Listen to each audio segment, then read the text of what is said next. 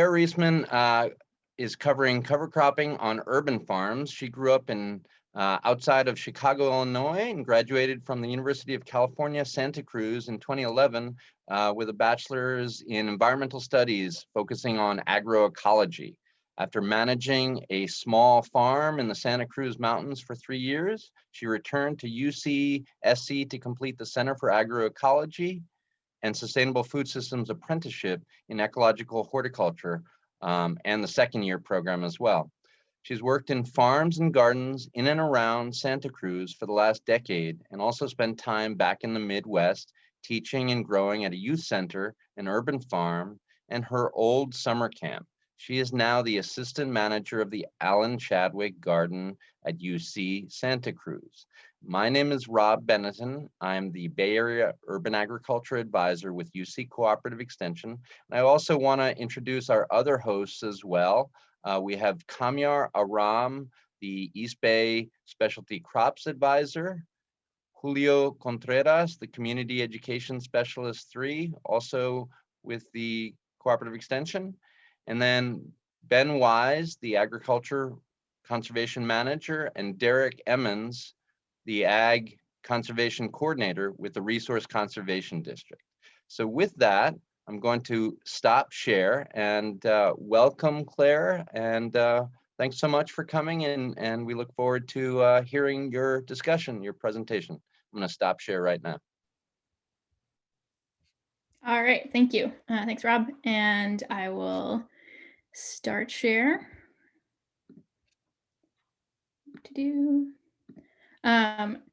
So yeah, I'm excited to be talking with you all today. Thanks so much for spending time inside on a really beautiful day, and hope to get you outside soon. Clearly, we're all people who love the environment and being out in the sun, and so we'll get you back out there soon. But I think it's going to be a really helpful session to be talking about the possibilities for cover crops contributing to your urban farm environment. So sort of in contrast to the rest of the series on cover crops that's been going on, we'll be focusing on urban farms, so smaller spaces, hand scale or small mechanized spaces, and in ground, but also raised bed options. That's going to be our focus. And yeah, so I'd like to start with why cover crops and what are cover crops, as being two pretty interlinked questions. So cover crops are crops that are grown not for consumption, use, or sale, but for their beneficial impact on the soil and the farm and garden system and their contribution to soil health. So they're not like a genetically distinct set of crops. It's crops that all perform beneficial functions for the soil in the farm or garden system. So why grow cover crops? As a farmer, I like to think about if there's an option to not do anything, let's really think through the labor that it takes to do something. So benefits of cover crops primarily, as you can infer from their name, protect and retain soil. So that's a two-part process, both the above ground component, which you can see in the larger pictures here. The canopy, the leaf canopy protects the soil from primarily rain or wind erosion. And so you get a nice dense cover that reduces the impact of rainfall or of wind on the soil. If you've ever seen like an enhanced image of water or a drop of water hitting soil, it looks like a crater, like a bomb is going off. And so that can lead to crusting, which then leads to just poor soil health. It can lead to compaction. And so the more we can protect the soil, the better, the more we're going to facilitate soil health. And then below ground, we have, as you can see from these insets, the root action that's going on with cover crops. And so especially on the left with that grass cover crop, grasses have a really robust root system that just holds on to a lot of soil. So it's not going anywhere. Whereas if you had sort of bare soil being exposed to rainfall or wind, a lot of that soil would just get carried away. So retaining soil, which is always a huge goal. Moving on down the line, Cover crops add organic matter to soil, again, 2 ways: above ground, below ground, especially with that robust grass system, root system. That system is in a constant state of flux where its roots are growing, living, and then dying. And as they die and slough off of the living plant, they add organic matter to soil. And if you don't know, organic matter is just a huge boon to any farming or gardening system.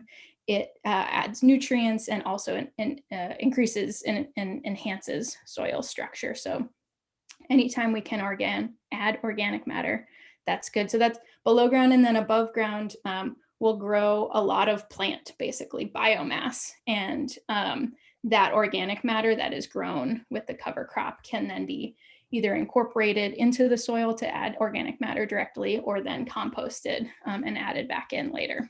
So cover crops also capture nutrients. There's throughout the soil profile, there's nutrients all around in the soil. And once you take whatever crop you got in the ground out, those nutrients are not being held.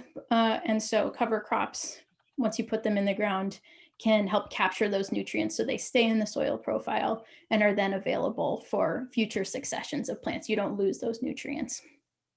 Cover crops, also particular ones of them, fix nitrogen, and nitrogen is a huge fundamental element to plant growth and many plant processes, and often a limited nutrient in systems. And so what specific cover crops can do, legumes specifically, so your beans, peas, etc., what they can do is capture atmospheric nitrogen, which is unavailable to plants. So it's nitrogen, it's helpful, but plants can't use that sort of nitrogen. And we're going to get we're going to go broad here. We're not going to get really deep into the science, but there's really interesting science if you want to get into it. But basically, legumes form symbiotic, so mutually beneficial relationships with bacteria. They house the bacteria, and that bacteria can capture atmospheric nitrogen and convert it into a usable form for the plant. So it just adds nitrogen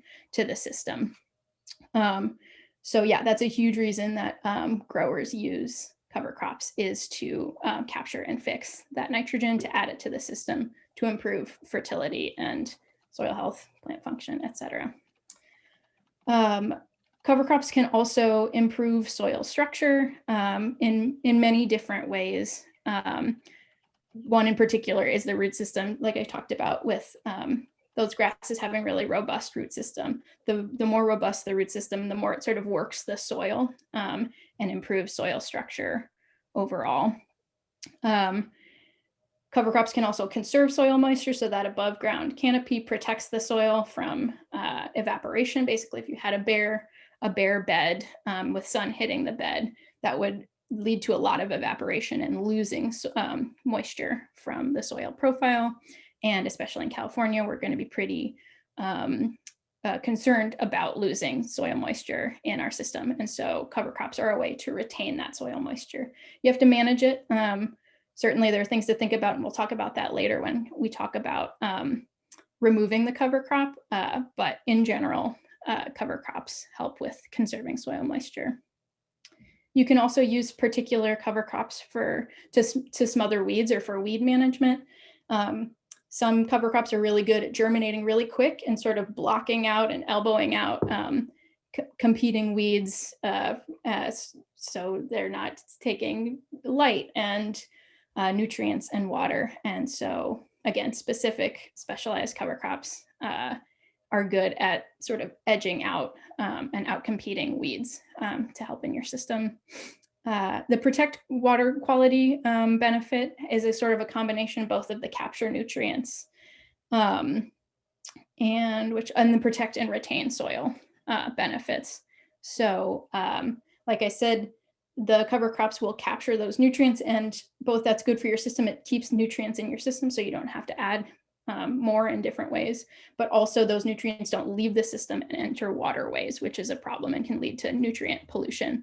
And same with cover crops, by protecting the soil, they prevent soil from entering into waterways and again, contributing to polluted waterways.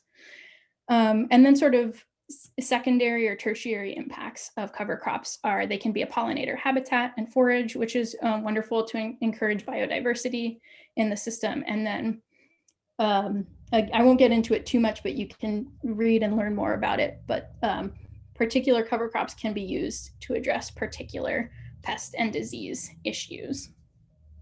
So not all cover crops do all these things, but in general, these are potential benefits of using cover crops.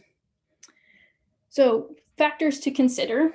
So those are all the like pluses, benefits, good things about cover crops.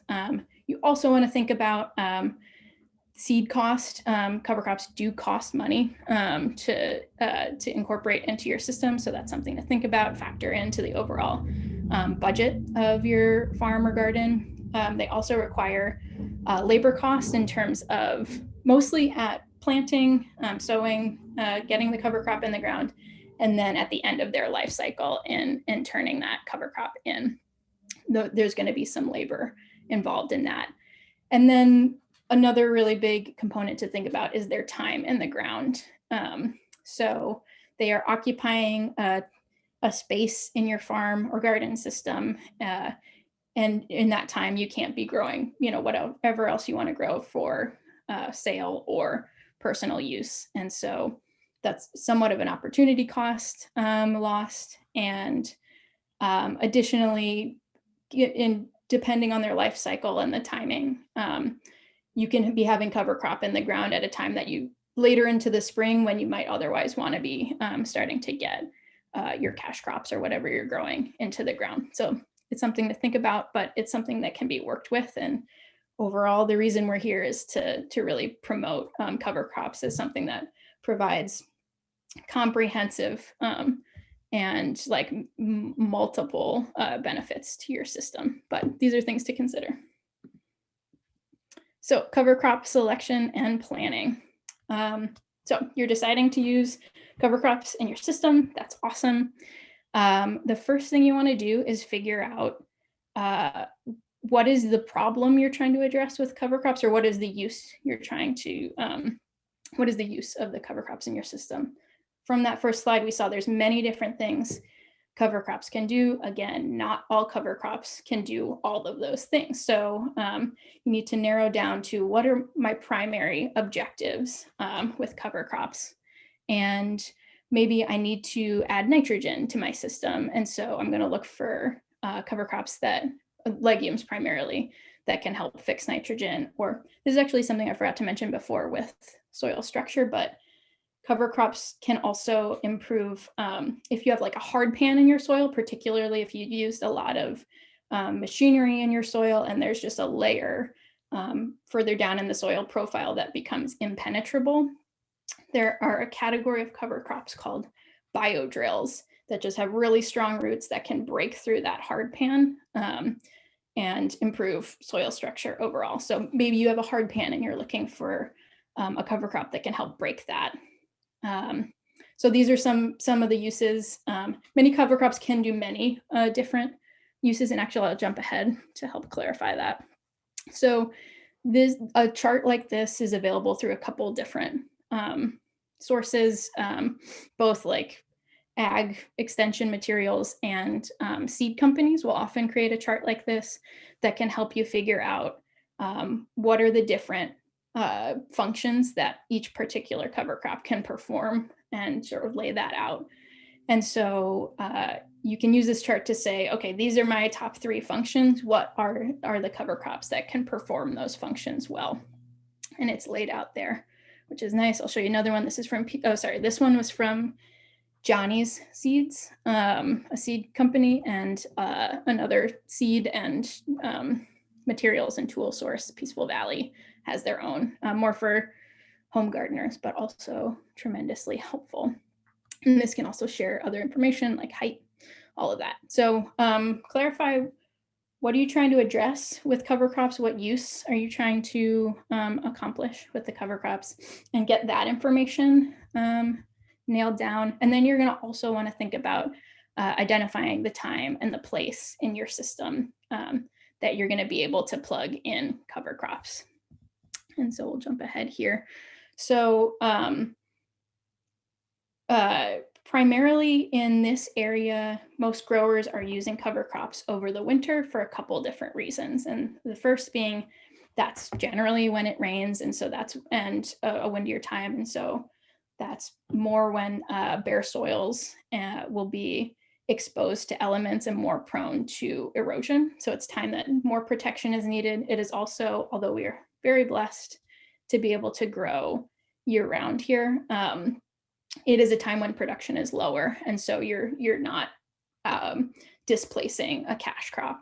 And so in general, you're looking to you can do cover crops over the winter. I also want to put in a plug for growing cover crops in the summer when you have a gap in your production schedule. It's a good time to just get a little boost of fertility, organic matter, etc. But you're going to need to think, okay, what's my whole crop production schedule? Where can I plug in cover crops? And you're going to sort of cross-check your information about these are the goals I'm trying to achieve with your information about this is the time of year or season that I'm able to plug in the cover crop. So this diagram on the left here, it's from actually a really great book that I encourage you all to check out because it's free online. It's called Building Soils for Better Crops, and you can just Google that and find it.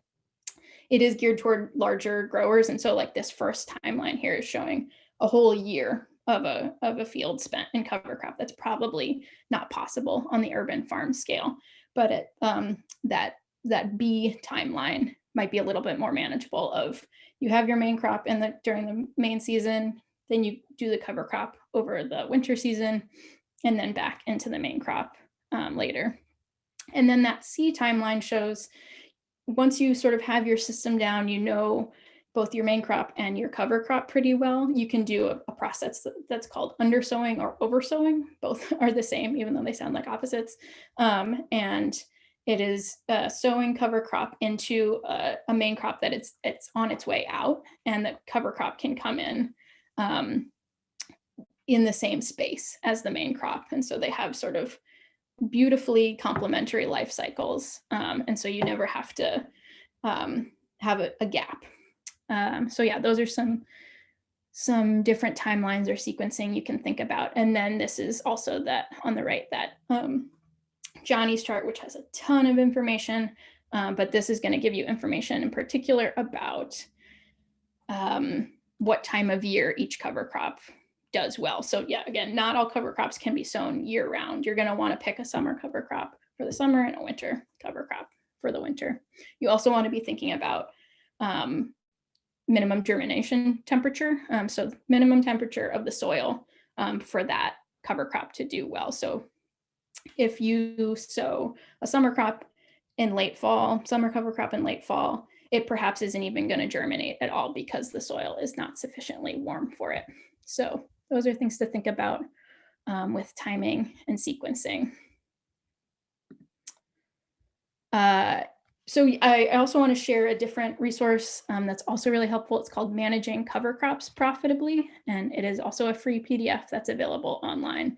If you want to go deep on specific species, their benefits, drawbacks, considerations, uses, that's a great resource, and you can learn a ton from it, and you can use that to sort of hone in on where which species you're going to use and when. You can also just get recommendations that are pretty standard for this area. So at the UCSC Farm and Garden in the winter, we primarily use two different kinds of cover crops or cover crop mixes. And the first is a mix that's bell beans, vetch, oats, and peas. And I'll also say mixes are a really dynamic way to do cover crops rather than just having one species in the field, especially at UCSC Farm and Garden. We're Center for Agroecology. Huge component of agroecology is biodiversity. So whenever we can encourage biodiversity, we like to. It tends to have a result greater than the sum of its parts, and all of these different species work together in really beautiful symbiotic ways. So for example, there might be in a mix, you might have really fast germinators and slow germinators. And so the fast germinators come up quick and cover the soil really immediately. And then the species that are slower to germinate have a little bit more time to get up and running and then work together really well, but it minimizes the time that bare soil is exposed to the elements. So this bell beans, vetch, oats, peas mix, you get 3 legumes, so 3 crops that are really dynamic and powerful at fixing nitrogen, adding nitrogen to your system. And then the oats are the grass that, again, like from that earlier picture, you see that robust root system that adds a ton of organic matter to the soil, holds on to the soil really well. You have all of those different species working together in a really wonderful way. We also alternately use mustard over the winter, and that is a lot simpler. It's really easy to sow, especially in the garden scale. It's less of a process to get it in the ground, and really reliable germinator, and can create a lot of biomass, and also has really beneficial impacts in terms of, competing with detrimental problematic nematodes in the soil. Mustard has a really good effect on kicking those guys out of the soil. And those are our recommendations that we like, tried and true, that works for us in the winter. And then as far as summer cover crops go, we primarily use 2, and I've had really great success with these over many years, is if you're able to get them into the system, if you have a gap in the summer, buckwheat is awesome.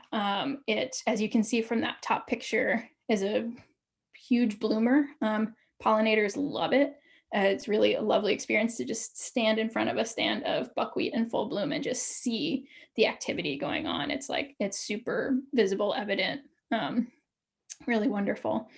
And buckwheat is a really funny crop in that it has a really small root system. Like, it really does not look that big. And yet the impact of buckwheat, a stand of buckwheat on the soil, is incredible. You go back in after the buckwheat's done its work, and it is just like reaching into the most like luscious soil you've ever experienced. So really incredible soil structure impacts from having a stand of buckwheat in there. It also grows really fast.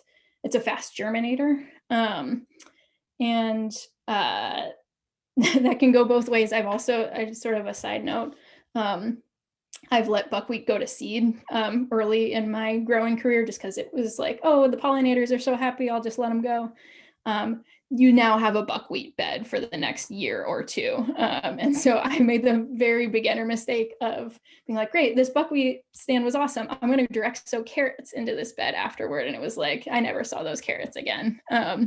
So be careful with buckwheat and mustard. If you let them go to, like, the strength that they have is they germinate really easily. And that's also a problem if you don't necessarily want them in that spot to be germinating. So, and Sudan grass is another great summer cover crop. If you're able to do it, it is a monster in terms of generating biomass and plant matter. So it grows super tall. You can cut it back a couple times if you have the space to leave it in the ground for a bit.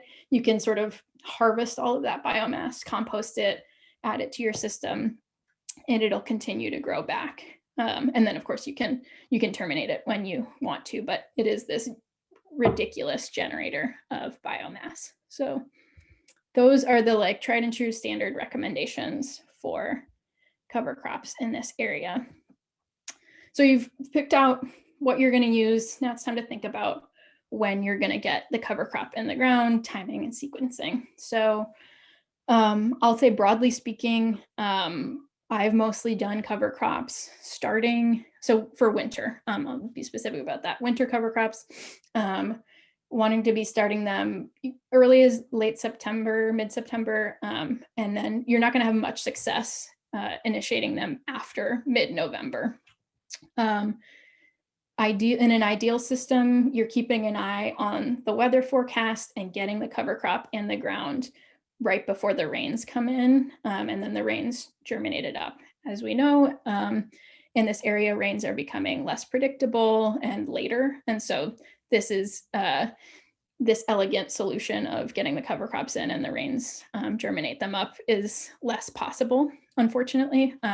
But still, if you can swing it, it's that's the ideal timing. The later you get into sowing cover crops, so you're trying to do it more in the November time area, you're going to want to keep an eye on daylight and day length, because once you get under a certain threshold of daylight, the cover crop just won't establish. It may germinate, but it won't get very big. It won't do its job of covering the ground. And so you want to make sure it's up and running and sort of stable before the daylight gets too short.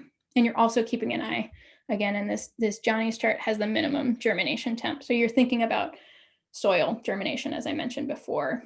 You want to make sure that whatever seed you're putting in the ground is warm enough so that it will germinate well. So one thing I'll say about the timing and trying to do the timing well with the rains is increasingly in our systems, we're having to do some supplemental irrigation to get the cover crops up and running in the fall. And so it's more of a pain in the neck to do it than just let the sky do it. But it also helps ensure that you have a really robust cover crop stand established going into the winter. The cover crop won't grow much in the early part. You want to get good coverage, and then it's going to hang pretty short for a while, and then it'll pick up big time once daylight starts lengthening again in the spring. So that's something to think about. It's a bit about the timing and sequencing there. Getting the cover crop into the ground. So there's at the urban farm, large garden scale, these are some of the tools in your toolbox for doing that. For sowing, you can just broadcast the seed by hand. You carry a bucket around and toss it around. It's not the most efficient use of seed. You're going to get seed in the path. You're going to get uneven distribution, but it is by far the simplest, and you don't need any tools for it. So that's good and very effective, and we use that a lot. You can also use this hand crank seeder, especially if you have a bigger area. You just load the seed in the hopper, crank it, and it spreads the seed around. Another tool we use in one of our sites is this earthway seeder. If you want to this is a way more efficient use of seed. If you have this tool, it just makes sure every seed planted is, on the bed, not in the path, not all over. And it makes for a nice stand if you just put the rows right up against each other. So it's a way more efficient use of seed. Not everyone has an earthway seeder, but if you do, it's something to think about. And then raking in the seed. This is not necessary for all seeds.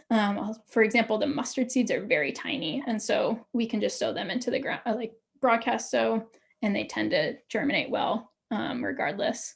But for something larger, the bell beans can be a bit of a bigger size seed. And we do find we need to rake those in, both to cover the seed, to encourage better germination. We want good seed to soil contact, to also encourage holding the moisture in. Obviously, seeds need continuous moisture access in order to germinate, and that covering the seed by raking it in encourages that and helps facilitate better germination. And this goes along to this other point about covering, but we are increasingly experiencing bird predation of seeds and seedlings in our spaces. And so raking helps cover the seeds. If you just do the raking, the birds will still find the seeds. So we've also had to start doing covering the cover crop with remay. And so the remay lets moisture in, lets the sunlight in, but for the most part protects the new cover crop from bird predation. And we keep that on until it starts pushing up against the remay, and then we take it off. And by that point, the cover crop's usually well enough established that it can defend itself from birds. So those are the primary methods and tools you would need for sowing the cover crop in the ground. And basically, once you get the cover crop in the ground, you don't need to do much. Again, depending on rains, you may need to do some supplemental irrigation if it looks like there's not going to be much rain coming in. And overhead irrigation is the way to go with that. But they tend to take care of themselves for the bulk of their life cycle. And then it's really important to think about when it's time to take the cover crop down. Like I mentioned, you in general don't want to let the cover crop go to seed for especially with strong germinators. They're going to become a weed if you let them go to seed. And then, like for example, with this bell bean here, bell beans are a legume. They're used in part for their nitrogen fixation properties.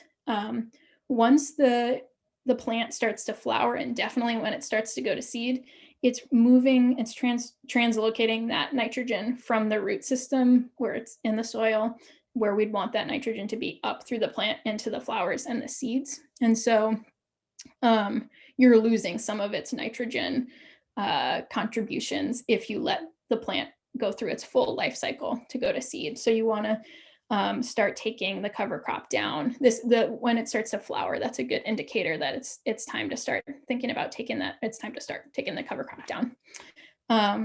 Indicators for when it's time to take the cover crop down are going to vary for each species you use. So that's where seed packets, seed catalogs, and then resources such as managing cover crops profitably are going to be really helpful in helping you determine how do I optimize the contribution of this cover crop in the system, and how do I know when it's time to take it down.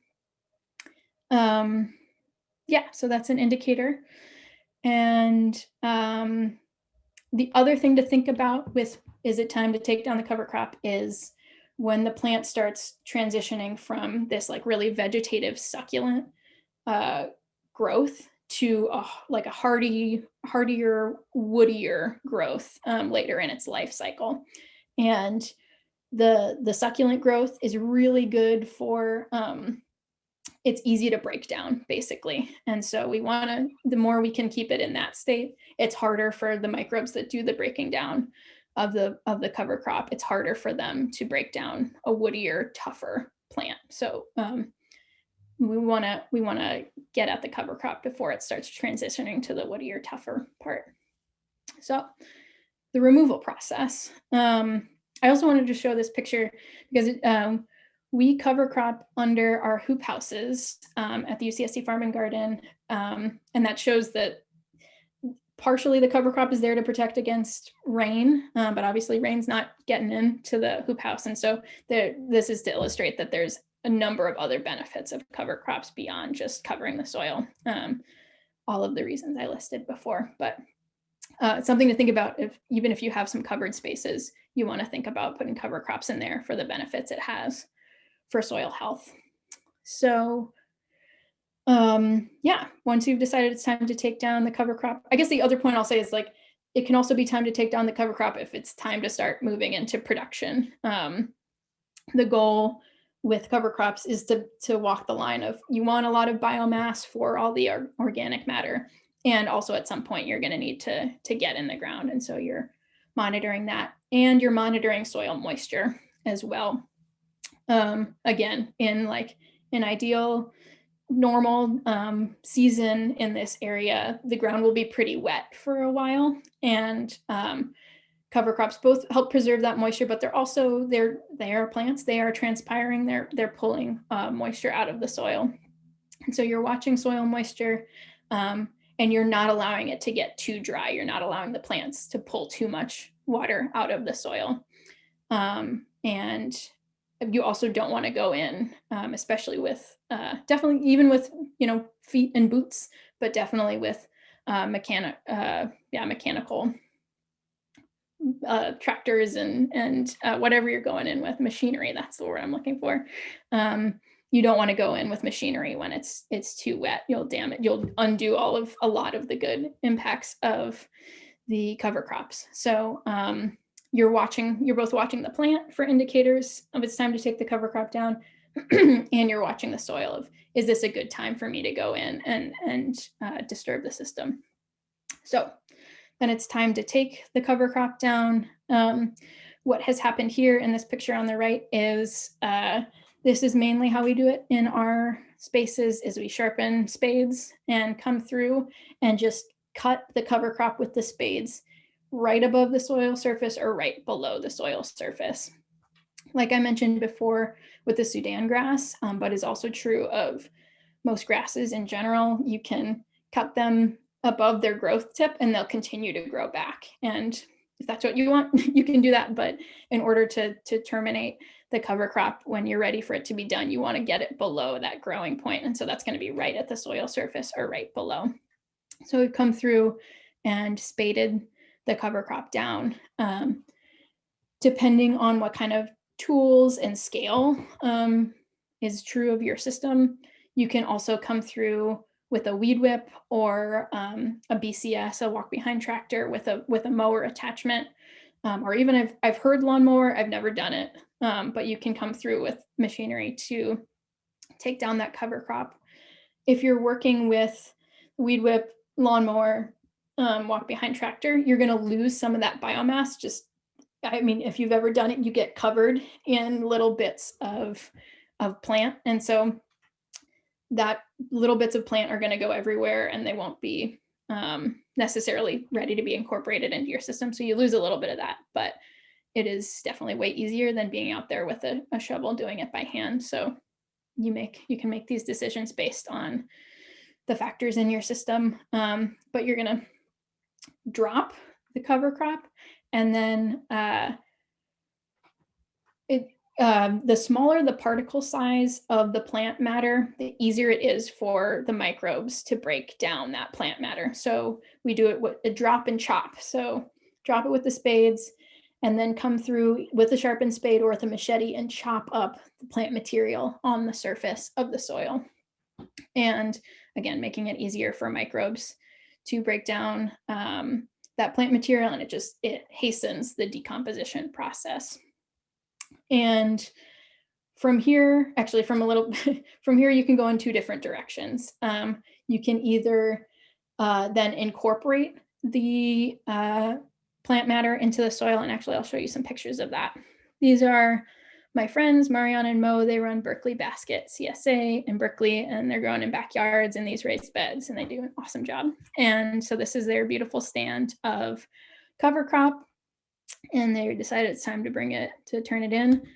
And what they did was come through with the spades, chop it take it down at the surface. And what they've done is done a really rough cultivation of just turning the soil over and turning the cover crop under. Something to think about is if you leave this plant matter exposed, the nitrogen will volatilize and you'll lose it. And so you want to cover that plant matter up, either with soil. They said usually what they do is they just cover with compost. So they'll chop it down and then just bring a load of compost in and just cover it and sort of layer it and let that decomposition process happen by itself. They didn't have compost this year, so they did the rough cultivation to cover up the plant matter and reduce volatilization of nitrogen. So that's one approach you can take. This is definitely labor intensive to do the turning in. It doesn't need to be like perfect, but it's still soil that you're lifting up against gravity and turning over many times. So something to think about there. You could also do it mechanically. So that's one approach. Sort of jumping back, you could also chop down this cover crop and remove it and compost it. So that's something we do in our systems. And all that green matter is so nice in your compost if you have an on-site compost system. And the benefit of that is, one, you can get in the ground right away because it's ready.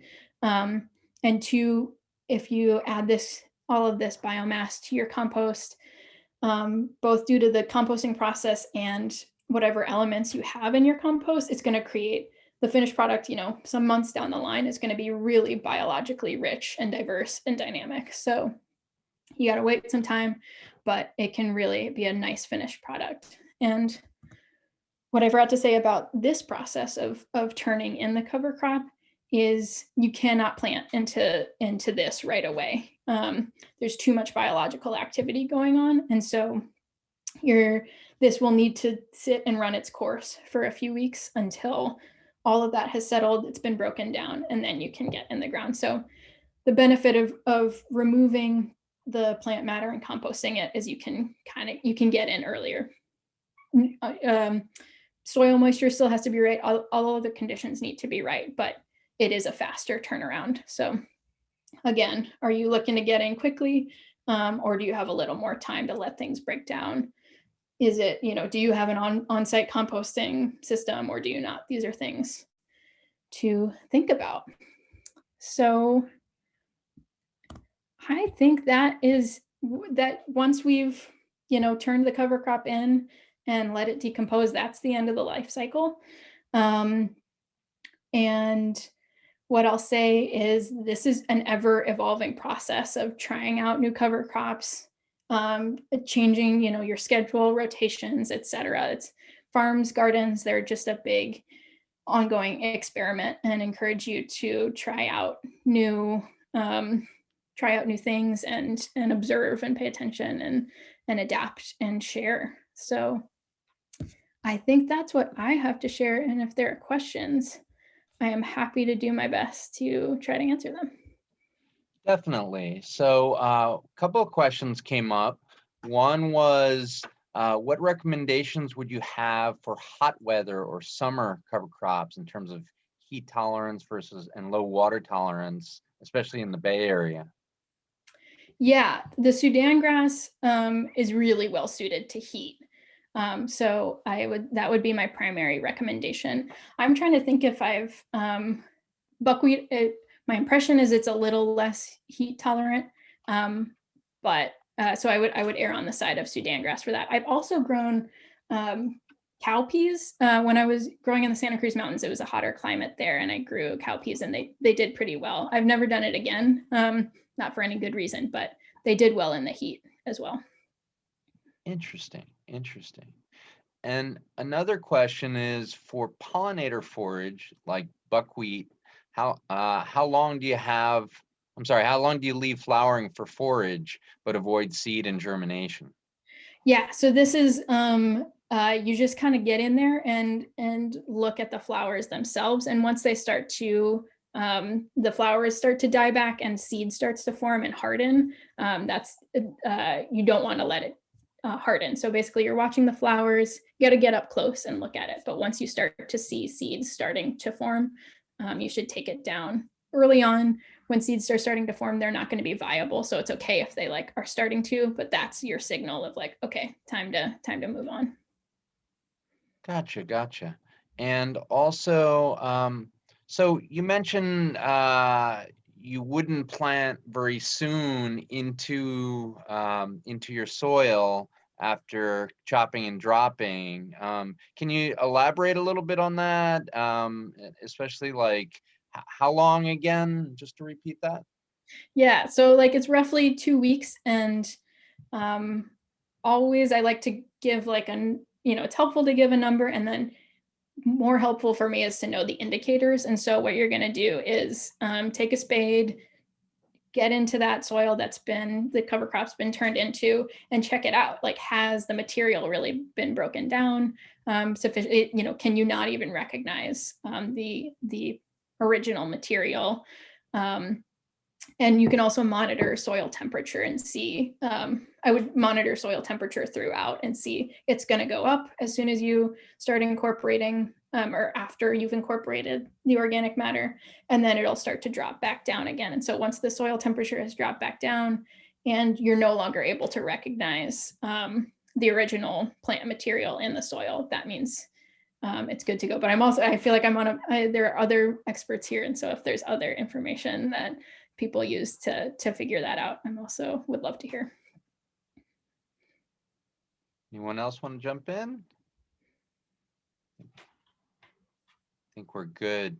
And then in terms of, pollinator forage, just elaborate on that a little more. Do you have any other favorite pollinator attracting cover crops and or nitrogen fixing pollinator attracting cover crops?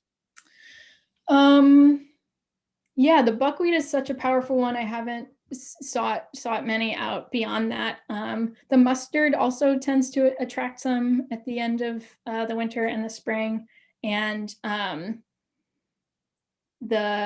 the peas as well. I will say I've mostly worked within this limited, extraordinarily functional and reliable set of cover crops.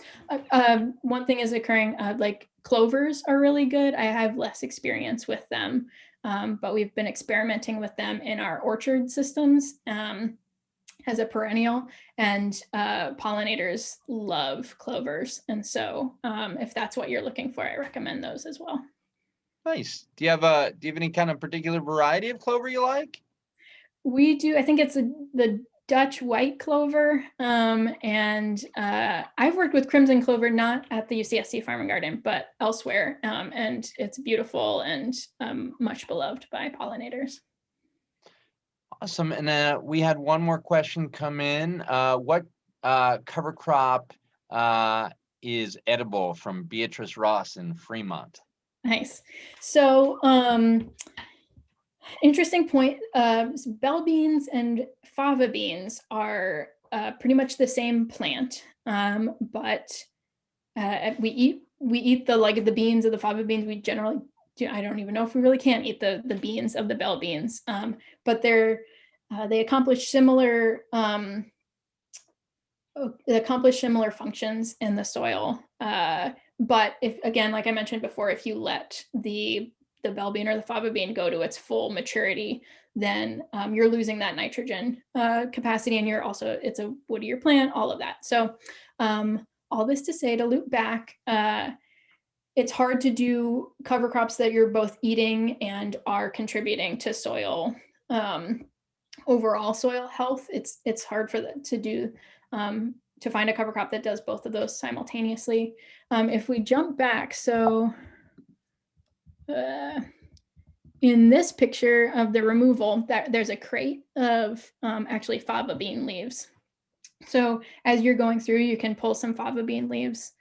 Sorry, these are bell beans, bell bean leaves, and you can make a pesto from that, and they're pretty tasty to snack on, especially as I don't know, I'm a constant like grazer in the garden and at the farm. So this is a time of year there's not a whole lot to graze on, and you can sort of be pulling bell bean leaves and eating them. But again, hard to do both. You sort of do the cover crop so that then whatever your food crops are do better later. Gotcha. And I think Julio, one of our panelists, raised his hand as well. Hey, Julio, do you have a question? Yeah, so I do about fava beans. So I guess it really depends on what you're hoping to accomplish. But let's say it's a nitrogen fixation. What percentage of flowering would you recommend, or would you even allow it to flower, just because it's so stocky? If you're just going to chop and drop, what would be your recommendation? The wisdom I've heard is, in order to maximize the nitrogen contribution from bell beans, you're actually, I've heard a range, but I've heard you don't, like as soon as they start flowering, that's when you take them down. I've also heard like 1/3, I think like 1/3 flowering is okay, but probably not beyond. So as you can, all of these in the picture, you can sort of see up at the top, there are some flowers that haven't opened up yet. So that's the like percentage flowering starts from the bottom to flower, and it goes up. So once it's halfway, you're starting to lose some significant nitrogen, is my understanding. Nice. And to add to that, it gets really stocky, and so would you recommend chopping and dropping, or just composting separate? It seems. That's a good point. Yeah, at a certain point of like stockiness, woodiness in the plant, it's not going to break down well in the soil, and you're better served to put that in a compost pile. But I mean, it's kind of a feel thing. You just kind of break it up yourself, and is it easy to tear apart? Is it easy to chop up? If it's easy to tear apart and chop up, it can break down in the soil. But if it starts to be like something you're really having to pull on, then it's probably better suited for the compost pile where there are microbes that are going to break it down over time. And one of our participants from Rogers Ranch in urban farm in Contra Costa County in the Pleasant Hill area mentioned Austrian field peas are awesome to eat the tendrils and top leaves. Kids love them. Always a must-have in the school garden, but we don't let them form pods because they get kind of pasty. Any thoughts on that? You encourage that? Yeah, I totally forgot about field peas. Yeah, the tendrils are great and like a really high value crop. I know friends, that's a good one. I know friends who were farming actually in Green Oaks Creek. Unfortunately, fires hit there. I don't think they're growing this season, but they will harvest the tendrils from the field peas and can sell them for a good price at wholesale and market. Nice.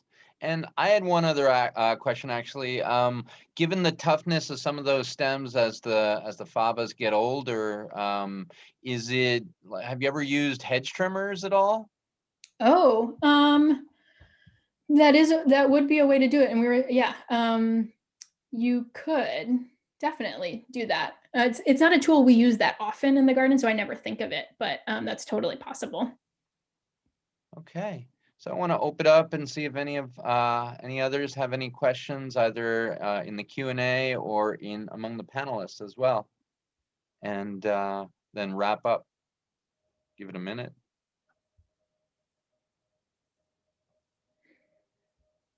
Okay. So I want to pass the mic over to Ben Wise. Maybe wondered if you might be able to stop share. And Claire, thank you ever so much for this immensely informative presentation. And thank you also for zooming in from the world of UC Santa Cruz and the Chadwick Gardens. We're big fans of all of your work as well. And Ben is going to share on some opportunities to save some fiscal resources, some money for farmers, but also improve your natural resources. I just want to ask one more time if folks could please remember to complete the evaluation that's in the chat as well. And I think we'll probably drop it in the chat one more time. Thanks so much. Ben, please take it away. And Claire, if you could stop share. Thanks so much. Thanks, Rob, and thanks everyone for coming today. My name is Ben Weiss. I'm the Ag Conservation Manager here at Contra Costa RCD. As Rob alluded to, we've got a couple of interesting cost share programs on the horizon. We are co-located with the USDA's Natural Resources Conservation Service. They offer a service or a program called the Environmental Quality Incentives Program, or EQIP as we call it, that provides cost share funding for management practices like cover cropping. And the urban systems count. So feel free to get in contact with us and we can hook you up with the NRCS folks and get on a site visit out there. It sounds like Derek's already trying to coordinate with Rogers Ranch. But separate from that, we don't have official dates yet, but we have strong belief that the state's Healthy Soils program will be coming back this spring, or this summer rather. That's another cost share program that'll help put cover crops on your urban farm system or any farm system. So the best way to stay in touch about that is to go to our website. That's www.ccrcd.org. We'll put that in the chat, or get in contact with Derek and myself. We'll also put our emails in the chat. So that way we can meet with you and you can learn about this program basically the second it becomes available, because we're going to be ringing the bell pretty hard on it. It's a great program. We'll also probably be doing another webinar here, maybe late April, once we know a little bit more about the program, when the deadlines are and all that, talking about both the Healthy Soils program and EQIP and how they could work for cover cropping especially. So look forward to that as soon as we firm up some of those details. Thanks so much, Ben. And Ben, if one of the growers perhaps doesn't live in Contra Costa County, is there another good place for them to look for those resources as well? Absolutely. Every single county in California except for San Francisco County has a USDA NRCS field office in it. So definitely get in contact with them. You can go on the USDA website, and they'll point you to the nearest what we call USDA Service Center. So there should be one in every county, and they should be able to help you get through with equip. Similarly, just about every county has a resource conservation district as well. So definitely jump on there, take a look at what is, I think there's through our advocacy organization, the California Association of Resource Conservation Districts, they can help point you at your nearest RCD. But for the most part, they're all over the state, so you should have one close by. Awesome. Thanks ever so much. And want to remind everyone that this webinar was recorded, and all of the webinars in this webinar series is available at the East Bay Specialty Crops or Ag Crops webpage with UC Cooperative Extension Contra Costa County. And we look forward to seeing you out on the farm. Thanks so much again, Claire, for your presentation. It was quite excellent. And also thanks so much for the panelists for all of your support and all the audience and participants who came. We look forward to happy growing. Take care.